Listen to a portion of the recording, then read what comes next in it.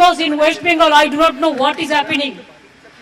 আমি কি এই দেশে বাস করি যেখানে চিকিৎসা মারবে, মারবার পরে চিকিৎসা পর্যন্ত করতে দেবে না? যদি প্রয়োজনই না ছিল তাহলে আইটিইউতে নিয়ে গিয়ে কেন 2 ঘন্টা তাকে রেখে টেস্টগুলো করার অ্যাডভাইস করা হলো? 8:15 থেকে প্রায় 11টা বাজে এখন, জাস্ট 2 মিনিট আগে হাতে স্যালাইন করে নিয়ে গেছি, বাড়িতে নিয়ে যাওয়া হচ্ছে, বাড়িতে হসপিটাল তৈরি করা হয় বলে। অ্যাপেলে তো গেছি, ওখানে সেট করেছে। ডাক্তার বলছে let me take permission from CO, then will decide admission করবে কি করবে না। এখানে নিয়ে এলাম, ওরা সঙ্গে সঙ্গে আইটিইউতে নিয়ে নিল।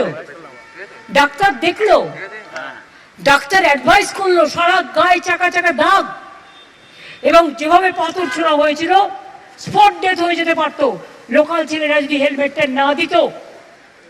ওর বুকের এখানটায়, বুকের মাঝখানটায়, বুকের চারপাশে পুরো রক্ত জমে আছে, এবং সেটা আমি নই, এটা ডাক্তাররা বলেছেন।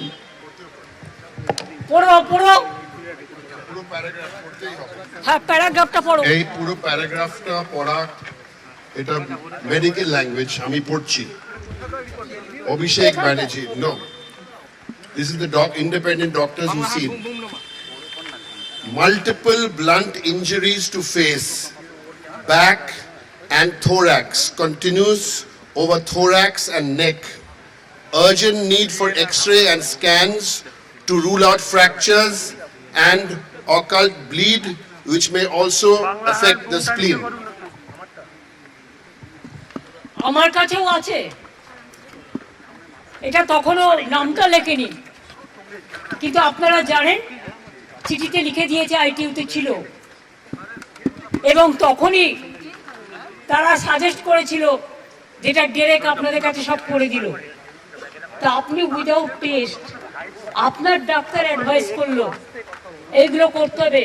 ও সারা শরীরে রক্তের দাগ আছে, বুকে আছে, আমি নিজে দেখেছি, আমি ওখানে অ্যাপোলেও গেছিলাম। পায়ে, হাত পায়ে আছে, গা বমি বমি করছে, মাথা ঘুরছে, প্রেশার ফ্ল্যাকচুয়েট করছে। এই অবস্থায় ডাক্তাররা কিন্তু ছাড়তে চায়নি, কিন্তু তারা বাধ্য হয়েছে। তার কারণ তা নাহলে তাদের চাকরি খেয়ে নেয় বলেছে অথরিটি। তাহলে বুঝতে পারছেন, আমার সামনে ফোন করে থ্রেট করছিল ডিসি সাউথ। এত অমানবিক, আমার কোন দেশে আমরা আছি? একটা সরকার পরিবর্তন হয়নি, জোর করে লুটেরা সরকার। এত গুন্ডামি, এত গদ্দারি, এমনকি অমানবিক ভাবে যদি কেউ হসপিটালে ভর্তি হয় তাহলেও তাকে ট্রিটমেন্ট করা যাবে না। তাদের পরিবারে যদি এ ধরনের ঘটনা ঘটে তখন কি হবে? চিরকাল তো একজন চেয়ারে থাকে না। আমার মনে হয় দিল্লির বিজেপির নেতারাও এত খারাপ নয়, এখানে যা চলছে। আর তার মধ্যে সিআইডি দেখাচ্ছে, লজ্জা করে না? একটা মানুষ কষ্ট পাচ্ছে, আপনারা সবাই দেখেছেন কিভাবে মারা হয়েছে।